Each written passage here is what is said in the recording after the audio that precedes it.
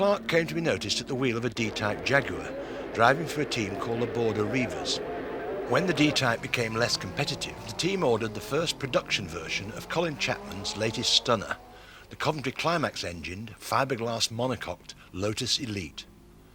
The Elite was entered for the 1959 Le Mans 24-hour race, but when Lotus failed to deliver it in time, Colin Chapman lent the team a green Team Lotus example plus a driver, John Whitmore. The pair finished 10th overall. It would have been 7th were it not for a total of 2.5 hours spent in the pits. It was the year in which Roy Salvadori and Carroll Shelby gave Aston Martin the win for which they'd been trying so hard for so long. But Clark's performance in the Elite had not gone unnoticed at Lotus, and for 1960 he was drafted into the Lotus team. Clark and Chapman were to form a unique partnership which was to last 8 supremely successful years. Jim was signed up by Aston Martin to drive their front-engined, way behind schedule and now out-of-date Formula 1 car, and by Lotus to drive in Formula 2 and Formula Junior, where Jim won 11 races in the Lotus 18. Meanwhile, Jim still enjoyed his big sports car drives. D-Type had been replaced by a Lister Jaguar, with which he won 11 races in 1959. In August of that year, he had his one and only drive for David Murray's Ecurie Ecosse team. They had progressed from Le Mans winning D-Types to a Tejero Jaguar. In the TT at Goodwood, Clark shared the car with his boyfriend hero, Maston Gregory. Gregory was thrown 3 metres into the air as he hit the banking and suffered just a broken arm. Aston Martin won the race, and with it the 1959 World Sports Car Championship, but not without drama. Salvadori brakes and brings the Aston in for its routine stop. A split second later, the car's a sheet of flame. Salvadori hurls himself out and rolls upon the ground. Moss rushes to his aid as firemen fight the blaze. Black smoke clouds billow upwards, a deadly silent signal that speaks far louder than words, leaving chaos in its wake, and a challenge impossible to ignore. Finally, Aston's threw in the towel on their Formula 1 project, and Jimmy was released to drive Formula 1 Lotus. His first chance came in the 1960 Dutch Grand Prix. On his first ever Formula 1 race, he found himself fighting with Graham Hill for an amazing 4th place, before his gearbox seized. And in the British Grand Prix at Silverstone, he got as high as 3rd, before collapsed front suspension trouble forced a pit stop and relegation to the back of the field. In the 1961 Tourist Trophy at Goodwood, Roy Salvadori and Jim Clark had a Zagato-bodied DB4 apiece, but they were no match for the lighter Ferrari 250 GTs of Sterling Moss and Mike Parks. Clark finished 4th behind Salvadori. But it was with single seaters with which we most associate Jim Clark, though 1961 was not the year for a British driver in a British car to make his mark. The rules had changed, imposing a maximum capacity of 1.5 litres. The British, having no suitable engine, tried to have the rules changed, whilst Ferrari got on with designing a new engine, the Dino 120-degree V6, producing some 120 brake horsepower. The British had to make do with the old 4-cylinder Climax fire-pump engine, giving only about 150 brake horsepower. Only the genius of Sterling Moss could match the Ferraris, winning his finest race here at Monaco and doing the same thing later in the year at the Nürburgring, both real drivers' circuits.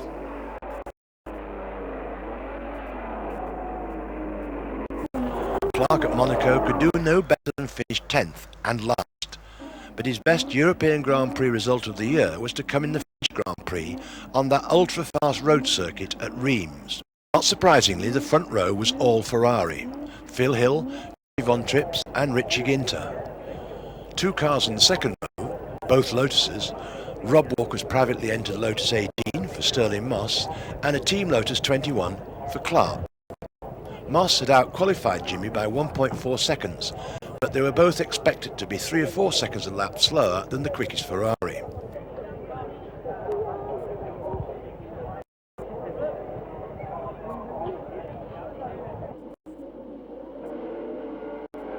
As they got away, all Moss and Clark could hope for was to get in the Ferrari's slipstream and get towed down Reims's long straights.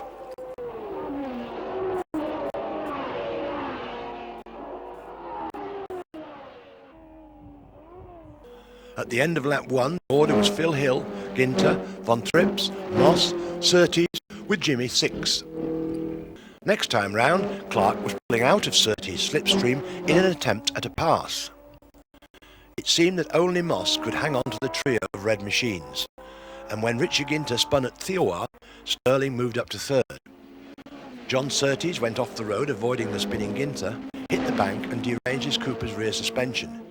He was out, so Clark now led the second group of cars in 5th place. On lap 6, Ginter, recovering from his spin, caught Moss and regained his 3rd place. All the time, Baghetti had been making progress, and by lap 10, he pushed himself up to the head of the second group, fighting for 5th place. Clark was 7th. The heat was melting the tarmac, and in the corners the surface was starting to break up. Moss had picked up loose chippings which had stuck by centrifugal force to the inside of the rear wheel rim, and, slowing all the time, came in to have them removed.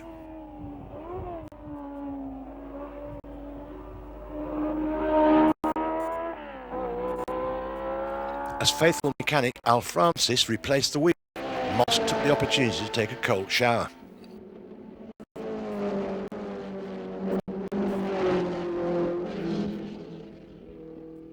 Von Trips had retired his Ferrari with a blown head gasket, which left Phil Hill in command, well ahead of Richie Ginter. The big battle, still led by Baghetti, was now for 3rd place, and Jimmy was in the thick of it with the Porsches of Dan Gurney and Joe Bonnier.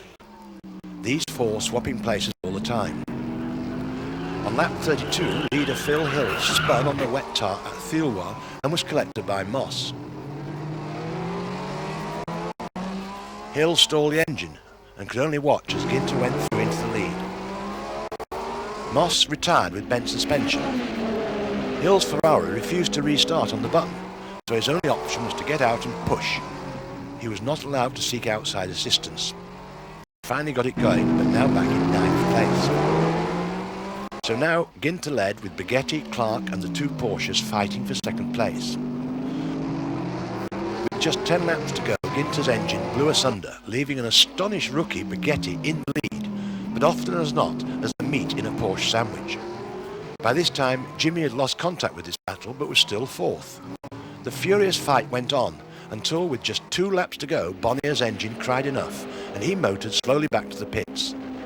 It was now Baghetti versus Gurney for the win. As they started the last lap, Gurney led by a few inches. The lead changed at least 3 times in that final lap, but it was Baghetti who led as they crossed the line. What a race! Jimmy came in next to finish 3rd, his first podium position, ahead of teammate Innes Ireland in the second works Lotus.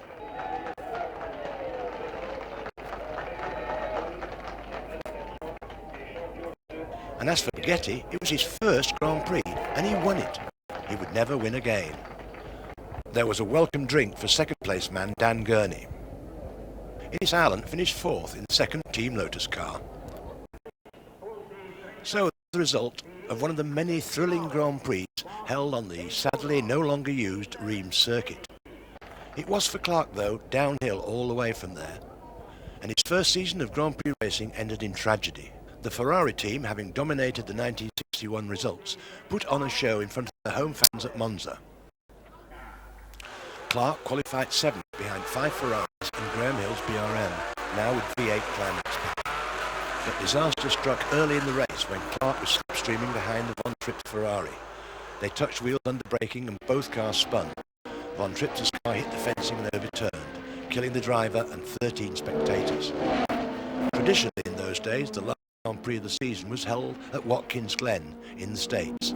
Clark finished back in 7th, but his teammate Innes Ireland was able to give Team Lotus its first Grand Prix win.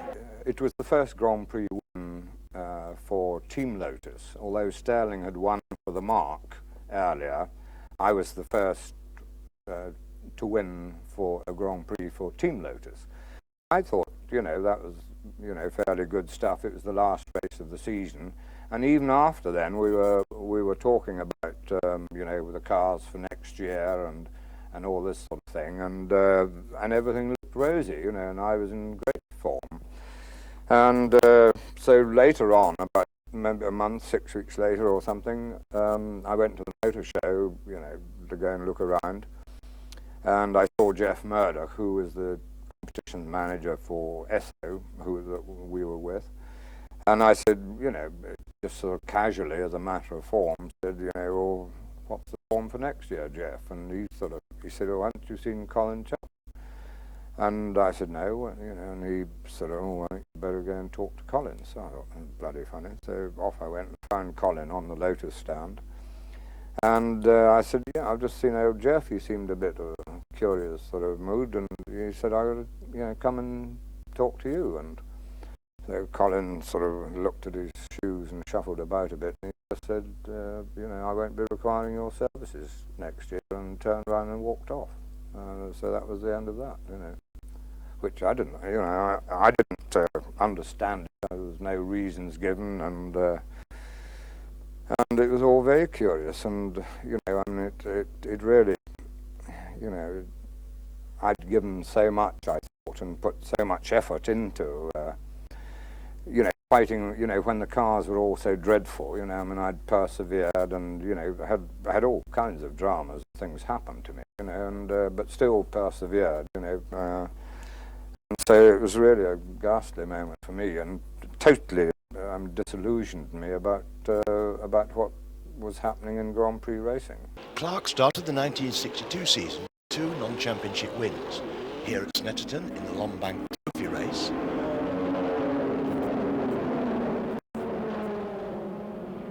Stirling Moss broke the lap record but pitted with throttle linkage problems. Clark took the flag and then won against Aintree. A week later, Moss was grievously injured in an unexplained accident at Goodwood. After months in hospital, Stirling recovered, but his Grand Prix career was over, thus denying us the answer to the question which has been posed so often since: would Clark have beaten Moss in a race on level terms? We'll never know. For 1962, the British teams got an engine to go with their superior handling, the Coventry Climax 8 producing about 186 brake horsepower.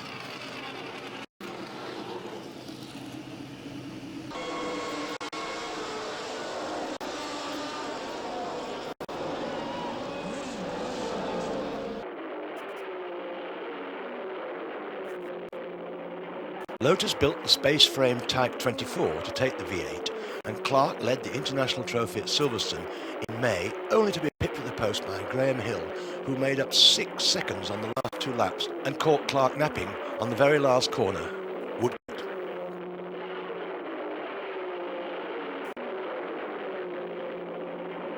But Chapman had an ace up his sleeve.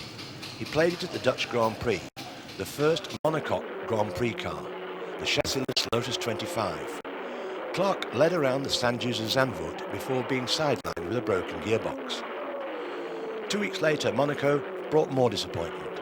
Jimmy took pole, but after a melee at the gasworks hairpin, in those days it was the first corner, not the last as it is today, he was down to 6th. Once a sticky gear change had sorted itself out, he began to make up places until he was 2nd behind Graham Hill's BRM. Blasting around the historic streets, he set a series of fastest laps and a new lap record, until he was just a 2nd behind the BRM. Then the engine let go and he was out. 2 races gone and no points on the table for Clark. The 2 Hills topped the chart, one ahead of McLaren with Trevor Taylor 4th. Jim's luck began to change when the teams came to Spa for the next round, the Belgian Grand Prix. The old high-speed Spa-Francorchamps circuit was one which Clark hated. He'd seen his friend Archie Scott Brown killed there on his first overseas race back in 1958, and then his teammate Alan Stacey and Cooper driver Chris Bristow were killed on the same day there in 1960. Graham Hill was fastest in practice, setting a pole position time that was nearly 2 seconds quicker than the next best man, Bruce McLaren in the Cooper. Completing the front row was Trevor Taylor in his Lotus 25. On row 2, an unhappy Phil Hill, whose Ferrari last year had been nearly unbeatable and who's now having to mix it with the fast improving British teams. Clark was 12th quickest and some way back with the new Lotus 25, of which much was expected on this high-speed road circuit.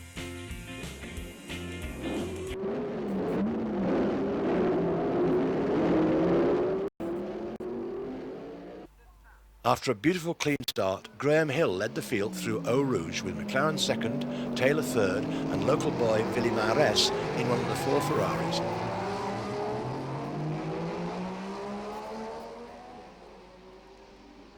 By the time they got back to La Source for the first time, the first three were the same, but Jim Clark was up to fourth, having overtaken 8 cars on the opening lap.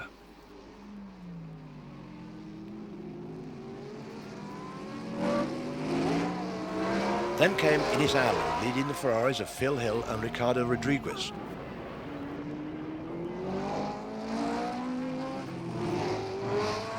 Next time round, Trevor Taylor led from McLaren, a slowing Graham Hill and Jim Clark, who had dropped back to 5th. With Sterling Moss unavailable to him, Rob Walker had rehired Maurice Trintignant to drive his 24, which had been hastily rebuilt after Maurice had written off the chassis at Monaco.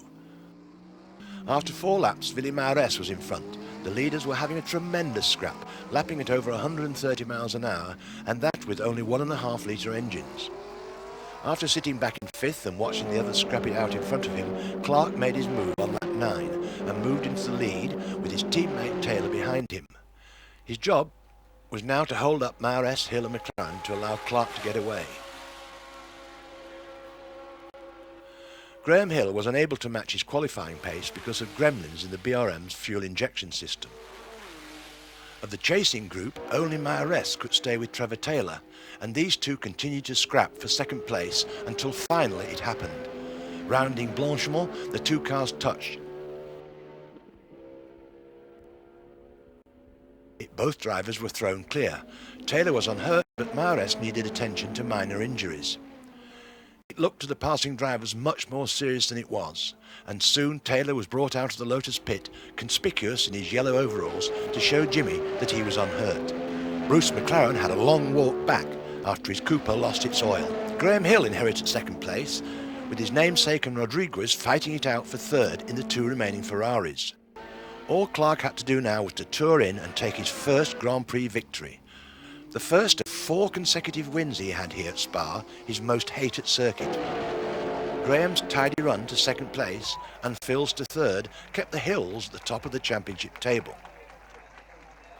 So Jimmy had won his first World Championship Grand Prix. Having set pole position at Rouen for the French Grand Prix, Jimmy was forced to retire with suspension failure. Then came a win at Aintree in the British Grand Prix, after which he was only 1 point behind Graham Hill in the title chase. Next, the daunting Nürburgring. As they left the line, Clark, second from the right, stalled. He'd forgotten to switch on his petrol pumps and was left behind.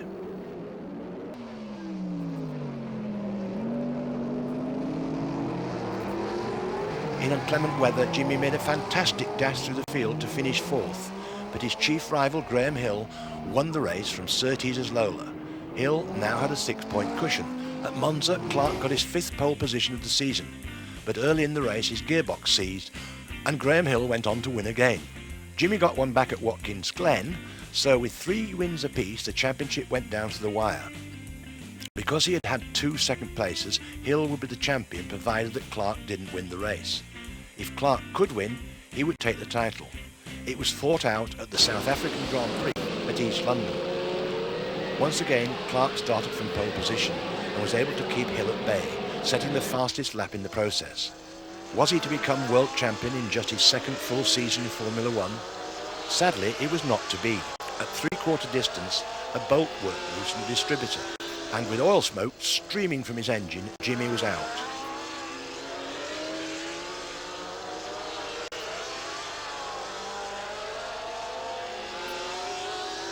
Hill went on to win the race and take the title, the first British champion since Mike Hawthorne and the first ever champion to win in a British car. By 1963, the Clark-Chapman combination were almost invincible. An early season, non-championship race took place at Imola in Italy. Rob Walker had now switched back to running a Cooper with Swede Joe Bonnier as his driver. Clark started from pole position with fellow Team Lotus driver Trevor Taylor alongside him, and with Bonnier completing the front row. The 2 Lotuses led the first lap from Bonnier. Trevor Taylor made an early pit stop whilst a rear suspension problem was fixed, and Bonnier moved into second. So Jim ran out an easy winner, a great start to the '63 season. By the time the World Championship got underway at Monaco, Clark had finished third in the Aintree 200 and had wreaked revenge for his 62 defeat by Graham Hill with a win in the International Trophy race at Silverstone. Yet again, Clark was in pole position, with Graham Hill alongside him in the BRM. On row 2, John Surtees, who is signed for Ferrari, and former Ferrari driver Richie Ginter, who is now supporting Graham Hill in the BRM team. On row 3 were Innes Allen in the BRP Lotus 24 with V8 BRM power, and Dan Gurney in the new Brabham BT7 with a Climax V8. Former champion Phil Hill could only spectate because the ATS team for whom he was to drive had yet to complete the cars. As usual, Prince Rainier and Princess Grace arrived to take their places in the royal box, as the drivers waited on the grid for the clerk of the course, Louis Chiron, to brief them and start the race.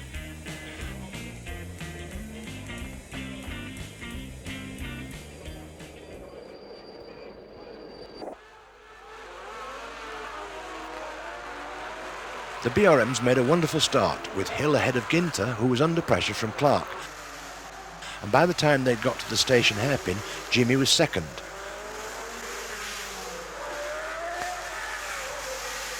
Not for long though, as at the end of the first lap the order was Hill, Ginter, Clark, Surtees, McLaren and Ireland with the short-nosed Lotus.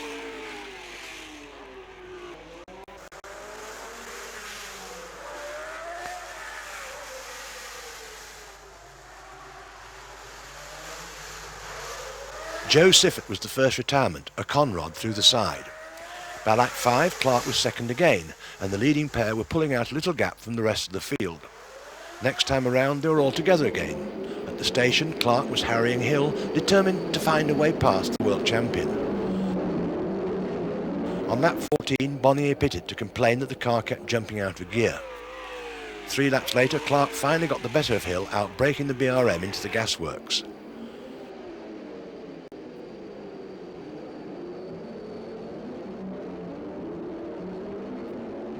Maurice Trintignant left the fray with a blown engine on his Lola, and Louis Chiron directed operations on the track to clear up the resulting oil spill. Clark led, Hill in second place, Ginter third, and Surtees was still in fourth place. Innes Allen thumped the wall and went out of the race on lap 41.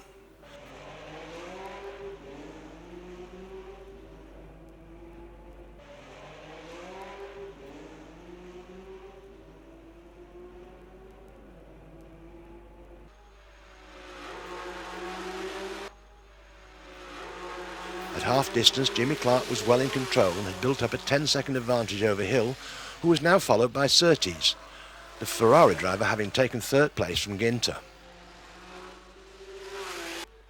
On lap 69 out of 100, Clark broke his own lap record. 10 laps later, he was coasting along the harbour trying to select a gear.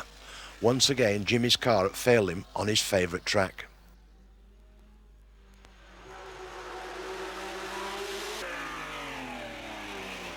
As Hill started out on his last lap, he passed Jimmy's abandoned Lotus at the gasworks corner. Surtees dropped back with falling oil pressure, and the 2 BRMs came home first and second.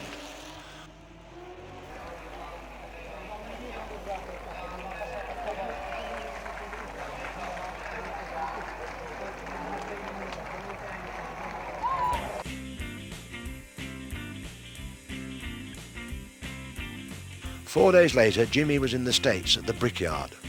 Ford of America and Lotus chief Colin Chapman had been planning attack for some time on that last bastion of the front-engine roadster. Chapman's design brilliance, married to Ford's 4-cam V8, produced the sleek and to Indy eyes tiny Lotus 29. Clark qualified at over 150 miles an hour.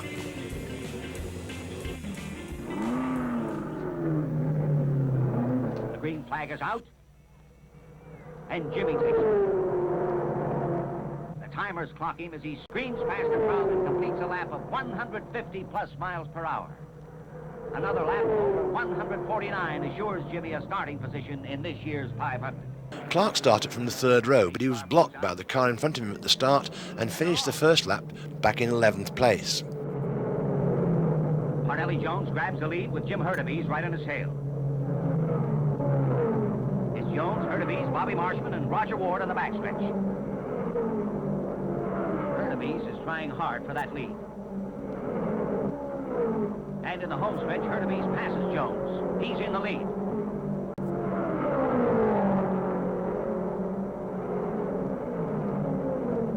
Here they come neck and neck.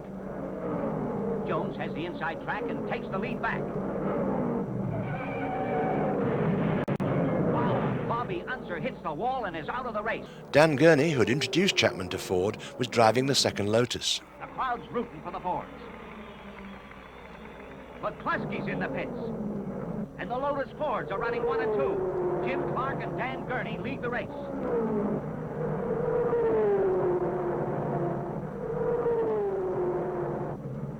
But McCluskey's right back out to try and catch Clark and Gurney, but they're setting a torrid pace, and the crowd loves it.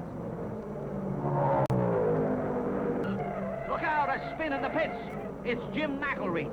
He came in pretty hot. It's now the 96th lap. Clark goes in for tires and gas. Uh-oh, he stopped short of the hydraulic platform and they have to push him on. That could be expensive. Jim has been leading for 28 laps, and that's a great record for a rookie driver and a rookie car. The car is real lightweight and easy on tires. This change should last the rest of the race. Clark was now second behind Parnelli Jones. Jones has only a 3.5-second lead over Jim Clark.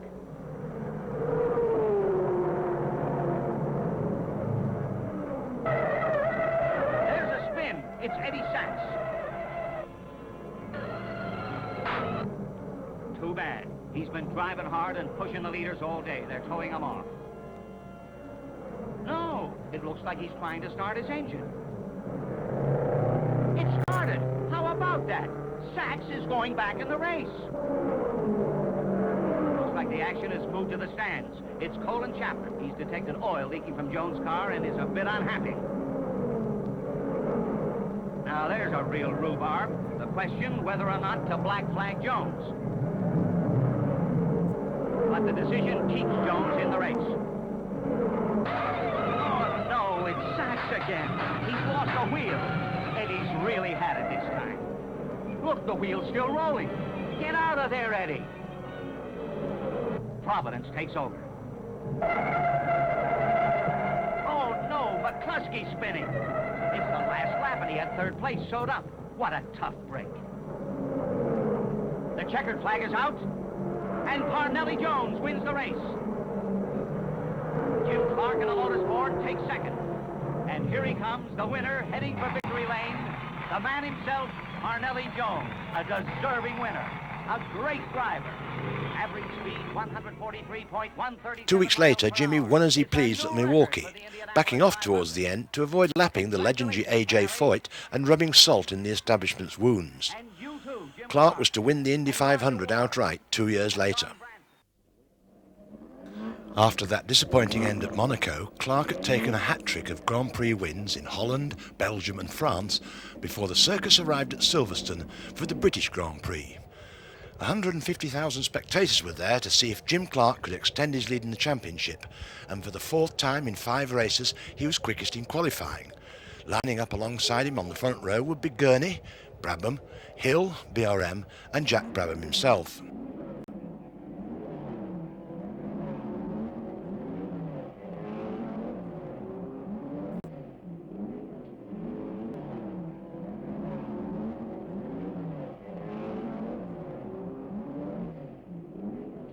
Tony Maggs, who stalled on the grid, held his hand up in the second of the Works Coopers and trusted that all would dodge round him when the flag fell.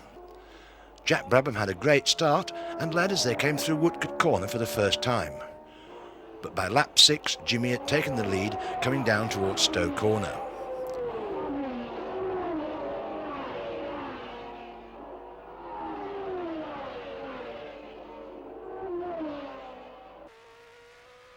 Clark was extending his lead all the time with the Lotus 25, and its Coventry Climax engine was sounding as if it was never going to miss a beat.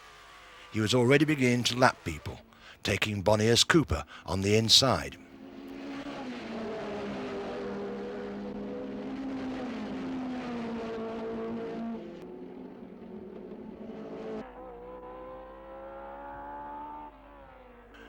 Jim took the checkered flag with John Surtees in the Singleton Ferrari in second place, Graham Hill third, Richie Ginther fourth, and Lorenzo Bandini a fine drive into fifth place with the Centro Sud-entered BRM.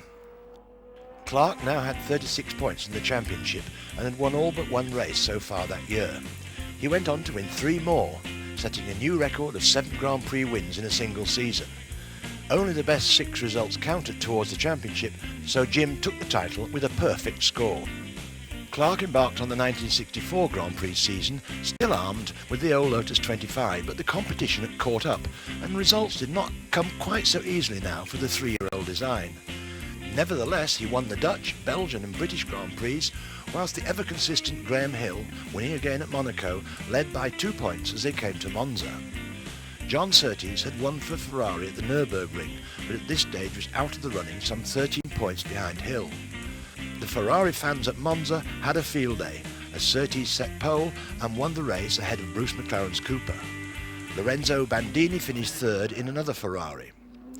Clark retired with engine failure, and he fell out of the US Grand Prix too whilst leading. Graham Hill won with Surtees second, so it was they who fought for the title in Mexico. Hill retired, Clark suffered a fractured oil pipe and struggled to finish 5th, while Surtees finished second to Dan Gurney and won the championship by a single point. Another Ford Lotus corporation, the Lotus Cortina, combining Ford Europe's new family saloon with Lotus's 1600cc twin-cam engine, some aluminium panels and a sporty suspension. Clark's 3-wheeling antics in the 1964 British Touring Car Championship was part of his legendary ability to turn his hand to anything, even rallying. In 1966, both he and Graham Hill contested the RAC Rally. Imagine Michael Schumacher driving a World Championship rally today. Hill drove this Mini Cooper S but retired in the Lake District. Jim was drafted into the Ford Works team of Lotus Cortinas and was on the pace of the crack Scandinavians like Timo Mäkinen and Rauno Aaltonen, getting as high as 6 overall before hitting a pile of rocks in Scotland, damaging the front suspension and finally overturning the car.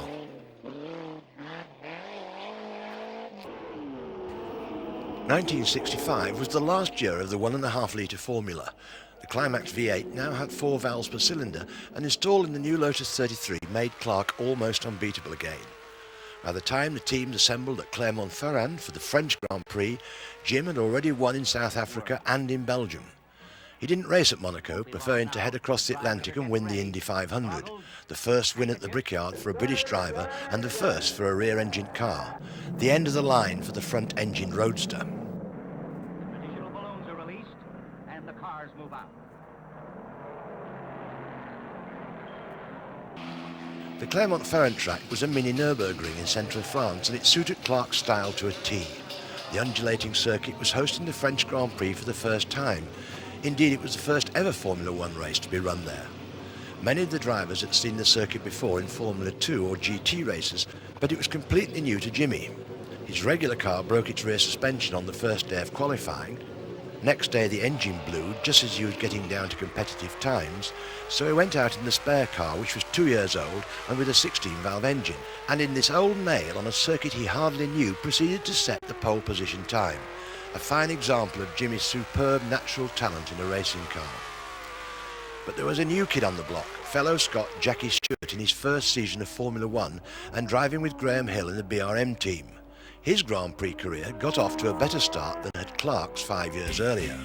Stewart had scored points in every race so far and had finished second in the Belgian Grand Prix at Spa, a race Jimmy had won for the 4th successive year.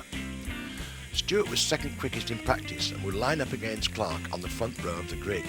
Lorenzo Bandini completed the front row in the flat 12-engine Ferrari. He had posted exactly the same time as his teammate John Surtees in a V8 engine car. Fresh to the Grand Prix scene was the Japanese Honda team. These cars had transversely mounted V12s and were in the hands of Americans Richie Ginther and Ronnie Bucknam.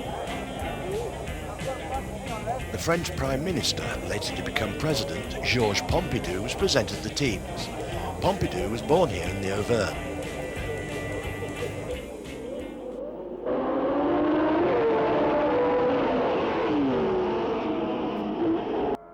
Clark led from the start, with Bandini slotting into second place ahead of Stewart in the BRM, Dan Gurney in the Brabham and Surtees in the other Ferrari.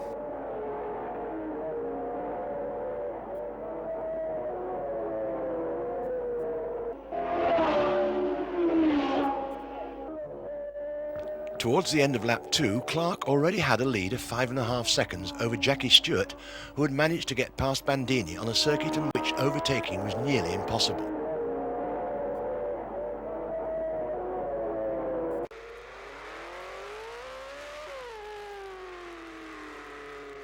At quarter distance, Clark was well in the lead, with Stewart a safe second. Then came Surtees, Gurney, Mike Spence, Denny Hulme and Bandini in Ferrari number 4.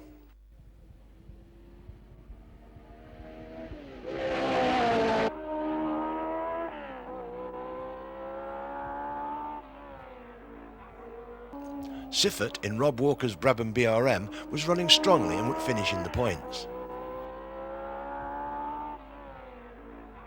Clark continued to lead as he pleased, but Surtees was struggling in third place with a bad misfire. Graham Hill, who had crashed in practice and started from 13th on the grid, had moved up to 5th place.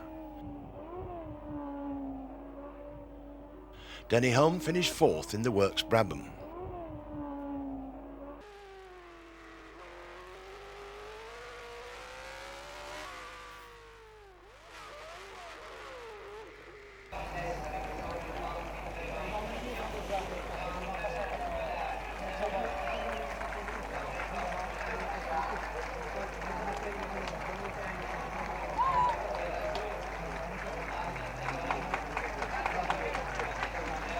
Clark went on to win the British Grand Prix for the 4th time in a row, the Dutch and German Grand Prix, giving him a total of 6 wins and his 2nd World Championship. He now had 19 wins to his credit in just 4 seasons, a success rate second only to Fangio. For 1966, the formula was to change to 3 litres, and at last racing drivers were to be men again.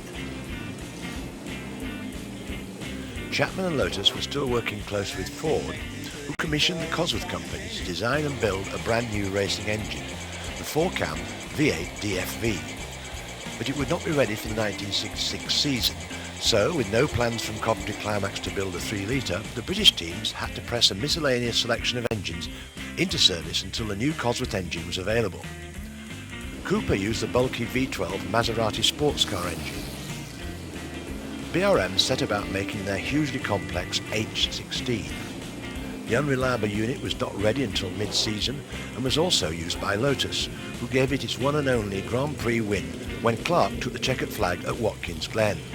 Brabham commissioned Repco in Australia to build a V8 based on the Alloy Buick engine. It was very reliable and gave Jack 4 wins and his 3rd world title, this time in a car with his own name on it. By the summer of '67 though, the Ford Cosworth engine was running and running well. It was fitted in the new Lotus 49, which displayed another brilliant Chapman innovation. The engine itself was a stressed member of the car, with the rear suspension mounted to it. Graham Hill had now joined Jimmy in the team, so Lotus had both the best cars and the best drivers. Clark was now a wealthy man and had recently moved to live in Paris, so Hill did all the testing of the new car and engine combination. Well, it's got some poke. Good. And a bad old tool. I think we'll have it ready in time for Zandvoort. Oh, I hope so. The first time Jimmy saw it and sat in it was at Zandvoort for the Dutch Grand Prix. Hill took pole position and led away from the start, only to be sidelined with a broken camshaft. Jimmy then moved past the Brabhams of Brabham and Hume and into the lead, which he held to the end. What a fantastic debut for the DFV and the Lotus 49. With a win at Monaco and points in 2 other races, Denny Hulme led the championship table from Pedro Rodriguez, the winner of the first race in South Africa.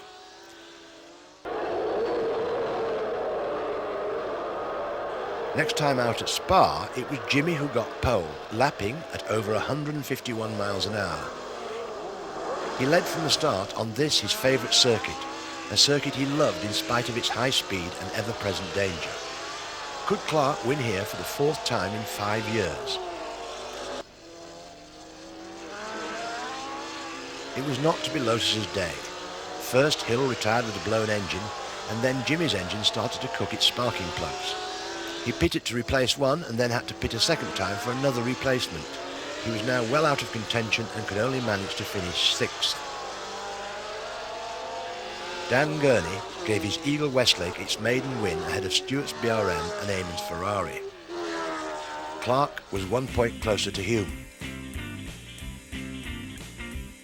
The French Grand Prix was run that year, 1967, at Le Mans, where the new Bugatti circuit proved unpopular. The Bugatti circuit consists of the section used in the 24-hour race from the pit straight under the Dunlop Bridge and down towards the S's. Just before the S's, the track goes hairpin right onto the new twisty section built across the car parks behind the Tribune building. It was built for a racing driving school, and it was not up to Grand Prix standards.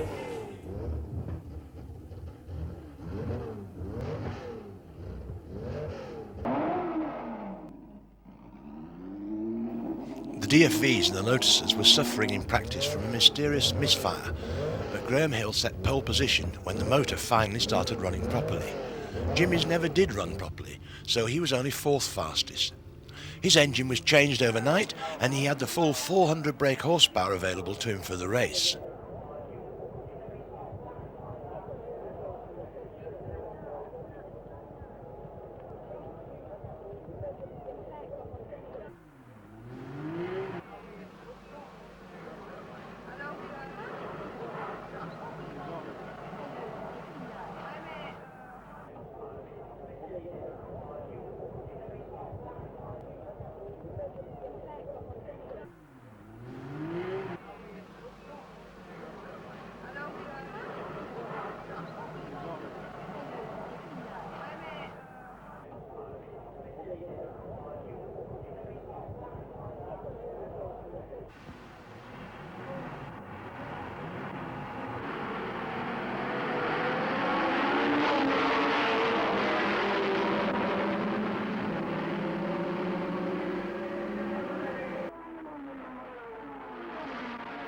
Hill made a superb start and disappeared under the Dunlop Bridge, leading Gurney, Brabham, Clark and Eamon across the car parks. On lap 2, Jack Brabham got his nose in front, but Clark was quickly learning the circuit with full power behind him. By the end of lap 5, he was in the lead with Graham Hill in support. The 2 Lotus 49s pulled away from the rest of the field. On lap 11, Hill took over the lead. 3 laps later, Hill was out with a broken final drive. At quarter distance, Jimmy pitted. He too had heard noises coming from the final drive. The Lotus team were out.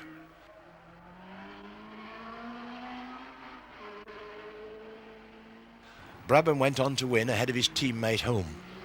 Then his lead at the head of the championship table was reinforced.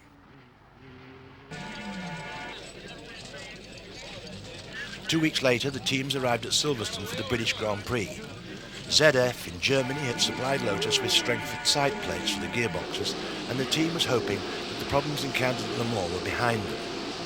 Clark set pole position in practice with teammate Hill second quickest. The 2 Brabham Repcos made up the front row of the grid. The 2 Lotuses shot away at the start, with the order behind Brabham, Eamon, Gurney, Stewart, Hume.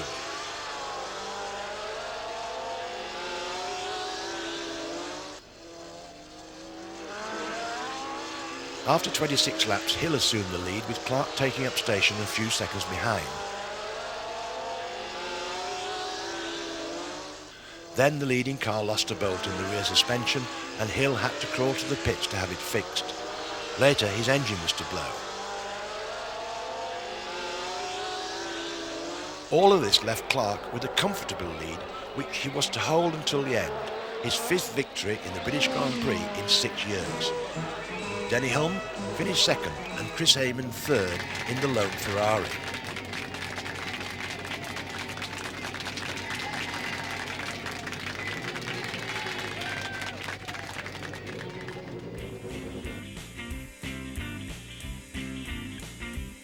Jim was now equal second in the championship, but still 9 points behind Hume.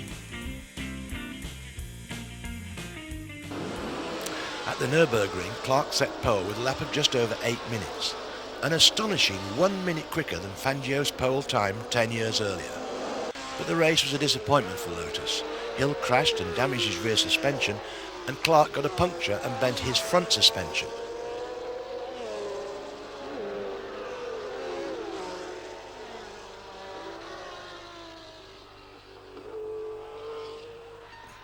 As usual, when Lotus failed, the Brabhams filled the gap, and Hume won from Team Boss Brabham. The championship now looked like being a straight fight between these two. The next round was new to the calendar, the Canadian Grand Prix, held at Mosport Raceway in Ontario. Once again, the Lotuses were unbeatable in practice, and Clark and Hill were side by side on the front row, along with champion-in-waiting Denny Hilm.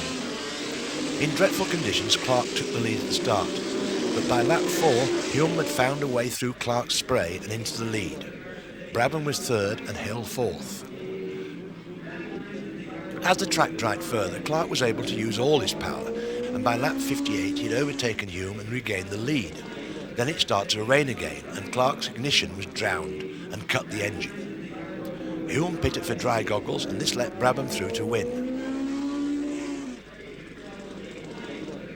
Mathematically, Jim could still take the championship, but he would have to win the 3 remaining races, with Hume adding no more than 2 points to his score. Unlikely, given the reliability of the Brabham Repco. 2 weeks later, they were back in Europe for the last European race of the season, the Italian Grand Prix. The first day of practice was fine and honoured, as usual in those days, by the presence of Enzo Ferrari. But 1967 was not Ferrari's year. 3/3 was the best that Eamon could do all season. Day 2 of practice was very wet, and Clark was in no rush to venture out onto the autodrome. He had posted pole position time the day before. Honda had a new chassis for their V12. It had been built by the Surtees team in England, with Lola's Eric Broadley contributing to the design. It was quickly nicknamed the Hondola. DFV designer Keith Duckworth helped to push Clark's Lotus out onto the Monza grid. There was confusion at the start, and Jack Brabham got the drop on the field by starting his race from the dummy grid, leaving the rest with no option than to follow suit. You can see that the midfield runners are crossing the line as the starter feebly waves his flag.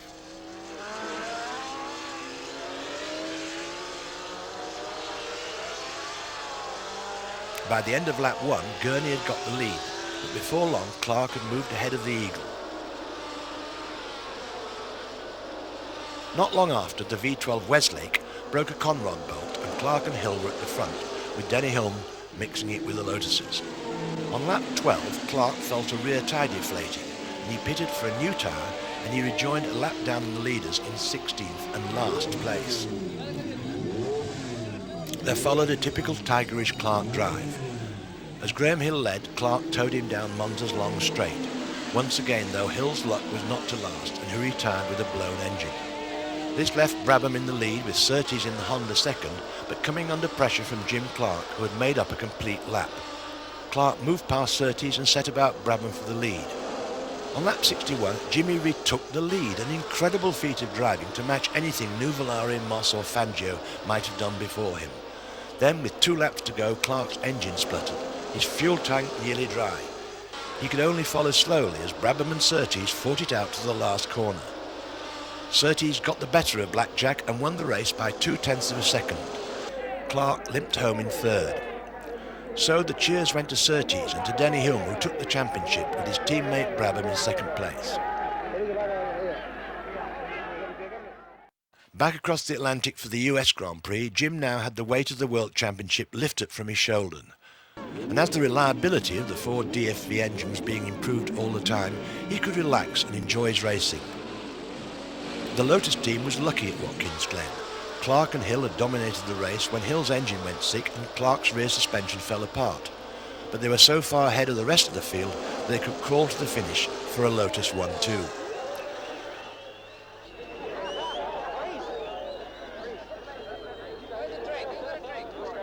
For the season's last race, the circus came to Mexico City, where Clark led from start to finish, despite the fact that for 63 of the 65 laps he had no clutch, the operation of which broke on lap 2. But this was to be Clark's last but one Grand Prix.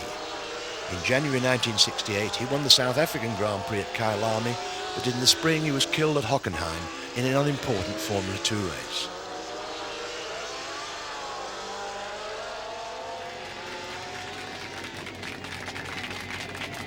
With his passing, an age of motor racing passed too. And from that day on, the commercialisation of motor racing increased dramatically. The cars became mobile cigarette packets and drivers' earnings rocketed. The sport had changed so much. Would Clark have changed with it?